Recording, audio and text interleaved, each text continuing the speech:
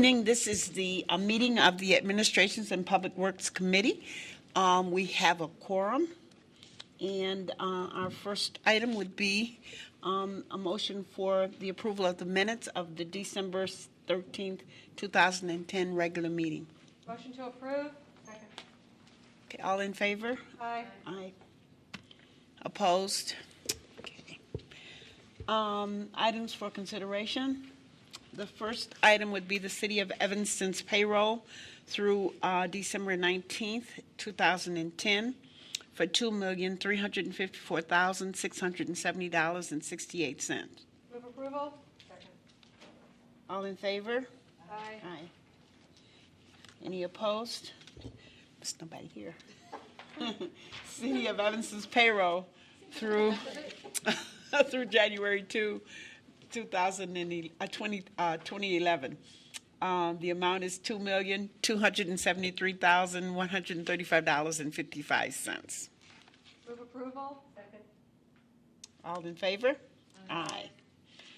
A2, City of Evanston's bills through January 11th, 2011 for $4,026,597.12.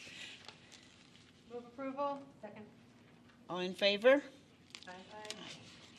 Aye. City of Evanston's credit card bills through November 30th, 2010, $65,453.99. Move approval. Second. Okay. I neglected to say, I'm sorry, that there were questions to the bills questions, and that's, we have their hard copies in front of you. If anyone, I wanted to make comments about those. I'm sorry, I missed that. If not, we will move ahead. Have everybody had a chance to look at them? No concerns? Okay, great. A3.1 of the credit cards. I'm sorry. All in favor? Aye. Aye. A3.1 approval of Fire and Safety Department's vehicle replacement purchase. Staff recommends approval of this replacement vehicle purchase in the amount of $25,447.93 from Curry Motors. This funding is from the Fleet Service Capital Outlay budget for automotive equipment. Staff conducted a green review of the purchase to determine if there was any hybrid vehicles would be feasible. However, staff believes that a hybrid in this style of vehicle is twice the cost, and therefore we're recommending that we purchase this particular vehicle. Move approval. Second. All in favor? Aye. Aye. Okay. A3.2, approval of the contract extension for water treatment chemicals for funding year 2011. Based on a review of current chemical prices, staff recommends the approval of a 10-month contract extension to the following four vendors. JCI Jones Chemical Company in the amount of $34,845 for chlorine. Alexander Chemical Corporation in the amount of $174,675 to supply HFS acid, fluoride, and to SNF Polydine Incorporated in the amount of $23,800 for polymer, and Pristine Water Solutions in the amount of $88,268.25 to supply blended phosphates. This is for the total amount of $321,588.25. Move approval. Second. All in favor? Okay, I'm sorry, go ahead. Thank you, Madam Chair. I contacted staff a while back with a question from a constituent about whether we as a community, still need to be adding fluoride to our water. Okay, Mr. Stonebeck will address that.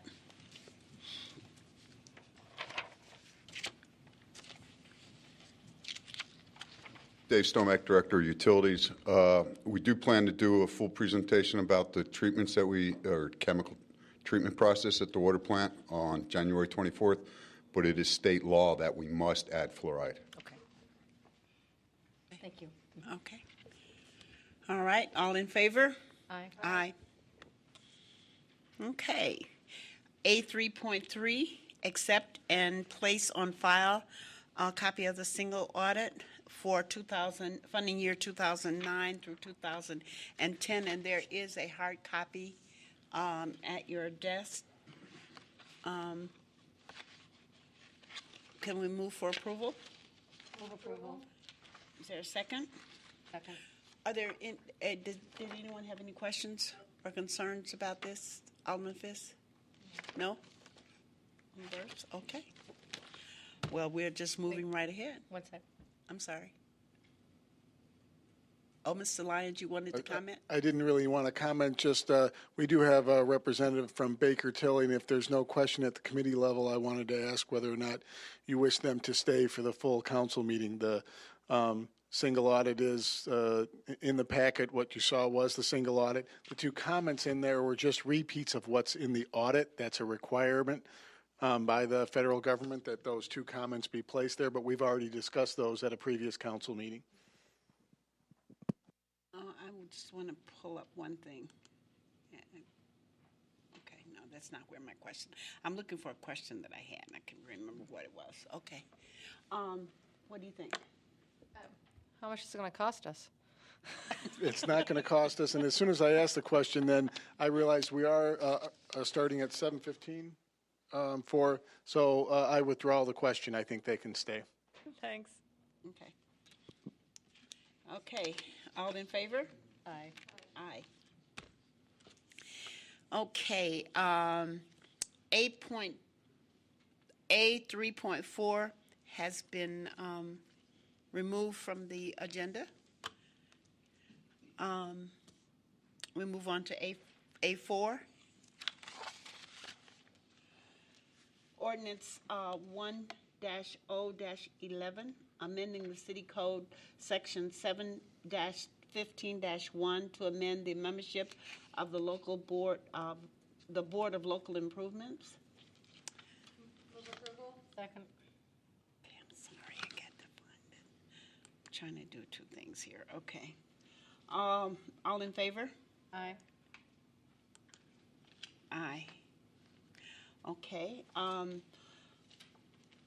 that's for introduction tonight. A5, ordinance 3-0-11, amending various sections of Title 8, the mobile food vehicle vendors, Chapter 26 of the City Code. Can we get a motion for approval? Move approval. Okay. Questions? Madam Chair? Okay. Mr. City Manager? Yes, there is an amendment we would like to make to the proposed ordinance. Mr. Farrar has the amendment regarding the effective date. One of the things that the ordinance is doing is changing how the payment of the fee would be made. Most all of our fees and licenses have a gradation for when the fee is taken out during the course of the year. When this was adopted, they did not. This does not have that same gradation. So we're proposing that the fee be cut in half if the application is done after July 1st. And so what we are proposing is that the effective date of this ordinance be dated back to December 31st so that the one holder of a permit which took out a food truck permit in October of last year would only have to pay for the half of a year. And so it's an unusual kind of thing, but in the name of business friendliness, since we are making the change, if we backdate the effective date of the ordinance to last year, that will allow us to provide a refund of $250 to the one current holder of a food truck permit. So, Mr. Farrar, would you mention the section we'd be amending, and then that will be incorporated into the document at your next meeting? Yes, we will add retroactivity language in subsection C of the ordinance, indicating that it will be effective as of December 31st, 2010. Mr. City Manager, this is the one I did have a question on. The changes from the Health Department to the City Manager's office, what effect does that have on the inspections or of these vehicles and the accountability back for the health standards? Because as I look through it, everything now, if I remember correctly, they were changed from the Health Department to the City Manager's office or in his designee, his or her designee. Madam Chair, members of the committee, as we've looked at this ordinance and we've looked at the multiple departments that are involved in the regulation of the food truck, there are portions that are done through our Community and Economic Development Department. There are portions of finance as far as the collection of fees. The health department will continue to do the health portion. It is somewhat standard practice in the code when there are multiple departments involved to have the language city manager or designee. So the health functions will be done by the health director. Those appropriate to community and economic development will be done by the director of that department. So I think, again, as we talked as a staff coming to the council with some changes, it was the feeling of the group that by making that change it would be a little bit clearer and would not put the burden completely on the health department to regulate other portions of this type of business that perhaps they not have the best expertise or staffing for. Okay, that's fine. All right, thank you. Okay, all in favor? Aye. Aye. Okay, we have no items for discussion? Well, I believe then, and no communications, other communications, I cannot believe that we are finished with the agenda. I move to adjourn. Second. Thank Dolores, permanent chair. Dolores, do you want to just announce when the city council meeting will be? Oh, yes, I'm sorry. The city council meeting will be starting at 7:15. All right.